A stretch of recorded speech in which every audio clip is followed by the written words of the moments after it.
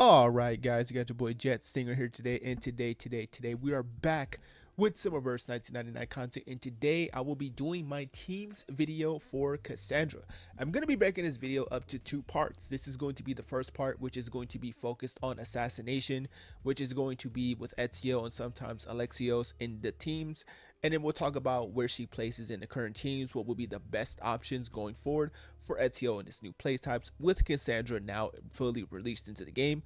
And then we'll dive back into a different video to talk about potential teams she could run without Ezio, because she does have some pretty decent supportive capabilities even without her having assassination, because her buffs are a little bit weaker when they're not targeting assassination characters, which is a little bit unfortunate, but she still does provide support. So at least she's doing something. And yeah. But anyway, these are going to be the first teams, and let's get right into it, and let's start with the first one. All right, guys, so we are finally here to start off with the first team, and this is going to be our budget team here. This is going to be the team using both, well, pretty much all of the Assassin's Creed characters. So we have Ezio, Kassandra, and Alexios in our budget team, and of course our healer of choice is going to be Yensei. So let's break down everyone's abilities and what they want to do, and let's talk about how this team kind of comes together. So of course, Ezio will be your main DPS. It doesn't really matter what you really slot him in as long as it's not poison. Poison is only good when you have the proper supports for it. So if you put him in follow up or ultimate, this team right here is more than enough to actually allow him to actually run pretty smoothly. Follow up, of course, is absolutely fine because Kassandra has a lot of access to follow up in her kit as well. So there's a lot of things that you can actively do with this type of team. This team is pretty much end game level team with only really using just a couple 5 stars, which is pretty insane. So yeah, let's get right into that. So of course, as I said before, Ezio's main DPS Kassandra will be your support of choice, and to also allow you to set up gaseous for additional damage and stuff like that. You could run her for just the full-on crit build, so that means you would go the hunter path, and then you take these two warrior paths. You don't really want to take assassin when you're doing a follow-up or poison path. You don't want to do that. You don't want to do that because it locks her out of her ability to generate special incantations for precasting. So that does actually hurt her damage overall. So just give her the support field, which gives you crit rate plus 29% to 54% critical damage, and of course an additional 125% extra damage boost when attacking into the specific type of the character, which of course in this case would be reality. So yeah, just an extra in general damage boost alongside the assassination final damage boost effect as well. There's a lot of damage that you can actually really pump out with a build like this. So that's really good. And of course with Ezio, depending on the type of stage that you run, I mean traditionally speaking, if you're bossing, you can just go this path right here. But if you're going against a stage with a bunch of mobs that tend to spawn in, then just go to Butcher Knife instead, because whenever you trigger a kill, he'll then follow up with a rank 1 of his Work in the Dark skill, which basically would allow him to actually just get off more extra damage, just quickly wipe out waves, which is again very fine. So that is traditionally what you want to do with that team. Alright, so our healer of choice is going to be, of course, still going to be Yensei. Yensei is again the best 5-star healer that you can pick up. If you do happen to buy her from the banner, which would be like $1, or you just pull her off banner, which would be a super great pickup. But if you can't get a hold of her, Balloon Party is in the banner right now for Kassandra's banner. So if you could pick a Balloon Party, that's ultimately a good option that you can go with as well. Keep in mind that Balloon Party only heals more when you're at missing HP. So the lower your HP is, the stronger her heals get. So just be very mindful of that when using her. But she also does provide some good utility. She does have access to a special healing balloon, which basically whenever someone attacks into you, they heal for a little bit of HP back, which is nice, you know. But for the most part, you just need her for the healing. Again, if you're not lucky enough to pick up Balloon Party, just go to source, free, good enough for the early game content. So, but of course, when you're getting into the end game, you definitely want to at least consider at least a 5-star or above healer if you can get one at that point. But yeah, and our final candidate is going to be Alexios. Now, Alexios himself doesn't really do too much for the team outside of just being like a sub DPS who can trigger assassination. That's really just it, unfortunately. This helps Kassandra because this gives her more stacks of her adrenaline, which is really good. But he himself doesn't really do too much. There's also a little cool little inner a little inner synergy between the two, because if you have Kassandra on the team, his I3 gives him a 10% chance instead of 5 to actually trigger his ult again, which is actually not bad. You know what I mean? That's at least something. This gives him a stack of this is a stack of reality damage, which is pretty cool. So the Son of Fear, which deals additional reality damage. So the more times he ults, the stronger the ult itself gets. So that means he can actually put up some pretty feasible numbers if he's able to ult consistently. But that's of course with the ability of him to build up adrenaline, which he actually doesn't have too much of a difficult time doing, given that he is with basically other characters who are also assassination characters as well. But yeah, that's really just what he wants. He's not really actively helping the team like other some sub DPSs can, but he's mainly just there to just of course help be just extra damage. Really, that's really just the only reason why he's there. But yep, that is that. That is the first team. Let's go on to the next team. All right, this is going to be the first real team, and this is going to be our follow-up team. So this is the exact same team as the budget option, but the main thing is just obviously the two new additions here with Flutter Page and Fatutu as the core representatives as good follow-ups. Of course, one is an incredible buffer for follow-up, and one is a really good sustain who can also help with follow-up as well. So pretty much, yeah. For both Ezio and Kassandra, if you did watch the budget section of the video, you do not need to change the build at all. You pretty much can just run them on the exact same thing they were running before. So Falchion and Sigodia for him, and of course for Kassandra, you want to run the Hunter path, which is going to get you the full max stacks of the crit rate, crit damage, additional damage when triggering the attacker's type, which is reality, and of course the ability to generate some gash cards, which of course will help with consistent damage dealing with Kassandra. Now, for our new members of the team, everybody knows why I recommend Flutter Page plus 1 AP, which is very good for setting up pivotal strategies. Of course, helping with ranking up. This actually helps Kassandra more too, because this allows her to actually build up more stacks of adrenaline this way. So if you actually see with her Fury of Ares card, you can see that she gains higher adrenaline based on the number of stars. So being able to have an ability, the potential chance to rank up either by using a first melody or you draw into two, you can just rank it up and then you can get more adrenaline, which means that ultimately means you can get your gashes faster and you can also generate your ult faster, which is again pretty nice. So having that extra AP room with Flutter Page is incredible. Of course, with them consistently doing follow-ups and gashes, or follow-ups and the triggers from Kassandra's precast, you're then getting more gust for Flutter Page, which you already know why that's good.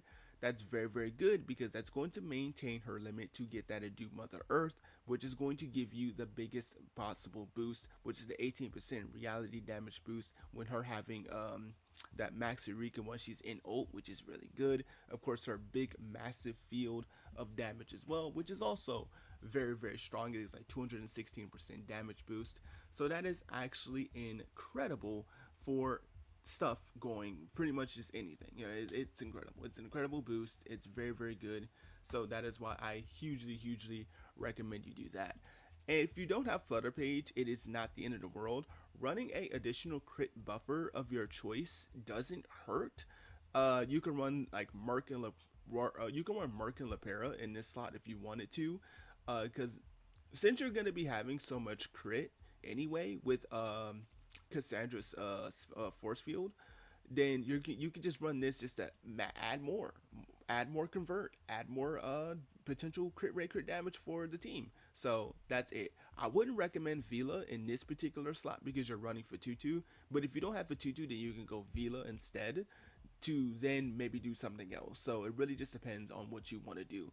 Vila also, while she doesn't have the ability to convert their skills into special 3-star incantations, she does have one little cool little trick in her Euphoria that actually does put her as a slot option.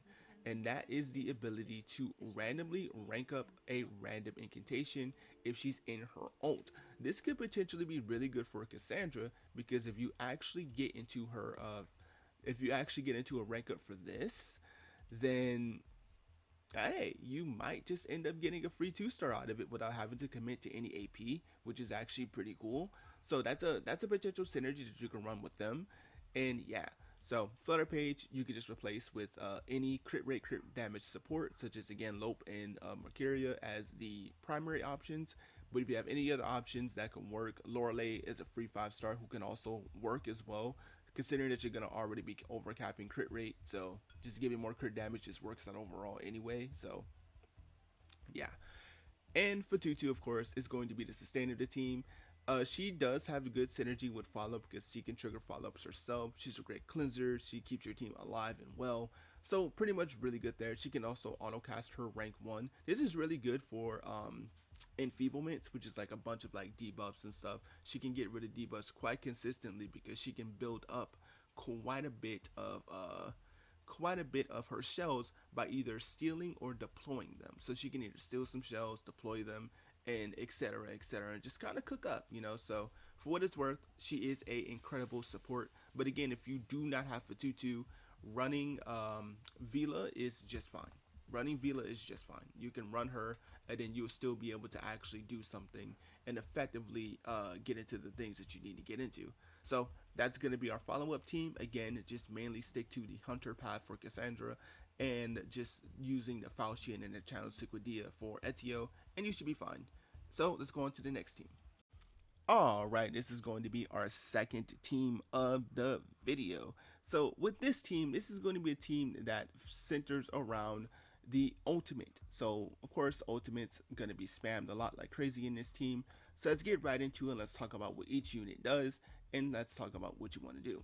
So for Ezio, of course, you do just want to simply just put him in the Connoisseur Warhammer, and you can run him in Butcher Knife for big single target boss stages. So whenever you run like a big single target boss, run this because you get extra damage dealt up on ults, which is actually incredible. Extra free damage for just having a single target enemy on the field is really nice. If you can kind of maneuver the synchronization to have one enemy left and then, you know, make utilization of Butcher Knife, that's also fine.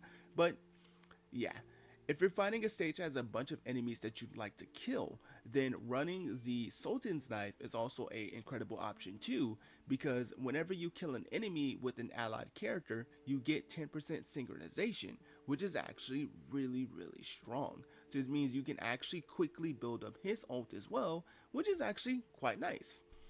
And then of course you have the Channel Sequidia. This is just a safe, no bard type of thing where you just simply get just 10% synchronization at the start of the round every round. It's just a safe way for you to not really have to rely on either being a big single target boss or killing a bunch of enemies. It's just a safe approach between the two options at the bottom. So yeah. But for Kassandra, you want to actually change her to the assassin path this time. So going assassin path, the big reason why you want this is because you want to be able to have a character trigger an assassination for adrenaline +1. Since Ezio triggers adrenaline on basically everything, and remember he has a riposte that also triggers with his assassination, this is going to give you a huge amount of adrenaline for Kassandra. And what you want with this is to be able to cast ults every other turn. Because remember, the whole thing about the ultimate team with Ezio specifically is you want your allies to ult as many times as possible before he ults, so he gets all those extra attacking bonuses off of those special attacks that he gets before he does his big ult. So you want to have a partner that can do that, and of course she is going to be a great option that can do that going forward. So this is the type of field you'd want. Unfortunately, you have to take this one right here, which I don't like this skill too much because it basically removes this effect of it removes the effect of generating the Sparta kick and ring and destruction, which is annoying. But of course, if you want to just go in and take this instead, that is ultimately fine to you. I think it's just a 302 or 203 rather, as the best build that I will go with for ultimate spam, because you get this adrenaline boost, which is going to give you so much. And remember, she has a skill that can actively increase her adrenaline as well. So this is a really good way for her to consistently ult rapid, rapid, and that's what you want with her, to be able to, of course, support the team and, of course, ult every other or every turn as needed, so long as you're able to reach that 10 stack of adrenaline, which is, again, very easy to do because of our good little friend here, because of this attack here. So yeah, really good. So eyes caught, there's that. In the fighting experience with the counter kill, as you can see, this counts as an assassination, which of course is going to then trigger the adrenaline boost for Kassandra. For Millennia, everybody knows why I recommend Millennia in pretty much every ultimate team, for her incredible ability to give ultimate crit rate crit damage, and of course her big massive 72% boost that she can give on ultimate might. So that's really just the only reason why she's there. Uh, Unfortunately, her special debuff, the Passion Drain, doesn't work on her. I mean, it doesn't work on Ezio or Kassandra. It doesn't work on them because they don't use Moxie. They use their special types of quote unquote Moxie, right? Kassandra uses Adrenaline. Ezio uses synchronization. So those don't work with the Passion Drain, which is unfortunate. But you can also still use the Passion Drain to also help funnel up Millennia's ult to chain ult multiple times, so that you can get to your max stacks quickly. Or you can use it for 2 just for her to get an ult quicker too. She can actually generate a considerable amount of Moxie as well. So for what it's worth, you can just use the Passion Drain whether for Millennia, or you can use it for 2. If you don't have Fatutu, any healer is absolutely fine, to be completely honest. Two Fairy, Medicine Pocket gets a very strong mention here. Vila is okay. Vila can also work, so it doesn't necessarily matter between the two of them. But for what it's worth, all of them are good options. Whichever one you feel the most comfortable with, you could just go ahead and go from there. But that is going to be the ult team. Let's go to the next team. Alright, so this is going to be the final team of this video, and this is going to be the Poison Comp team.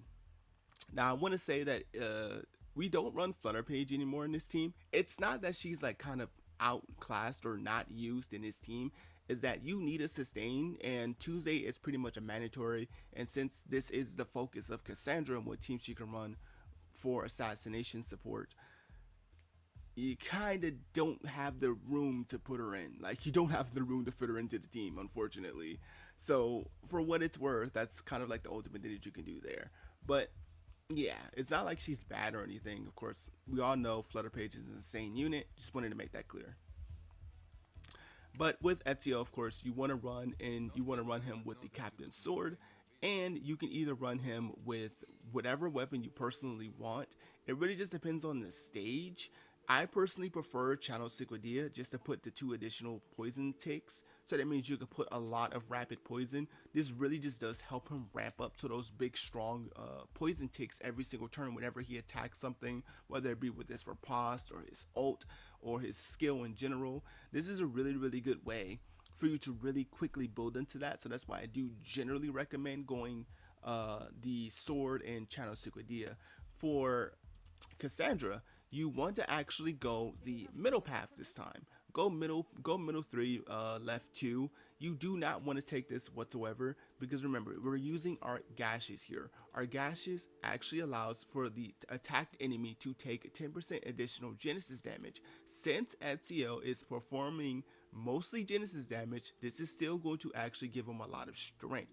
The biggest problem with this build though is that the right field, technically speaking, does perform a little bit better because of the attack bonus. And remember, Genesis damage is based off of attack, but there is no real way you could take Assassin 1 and then go like Warrior 3, because you have to commit to the first full path before you do anything, which is unfortunate. So if I were to use for the force field for assassination, I lose out on my gashes, which would then mean I lose out on potential Genesis damage boost that I can get from applying those gaseous effects. So I kind of just said, well, you know what?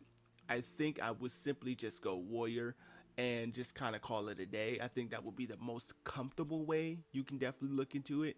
But yeah, you can also still go crit for this one too if you want to. It doesn't necessarily hurt too much, but if you go Hunter 3, Warrior 2, you're still getting your gashes. So that is a thing. You're still getting those.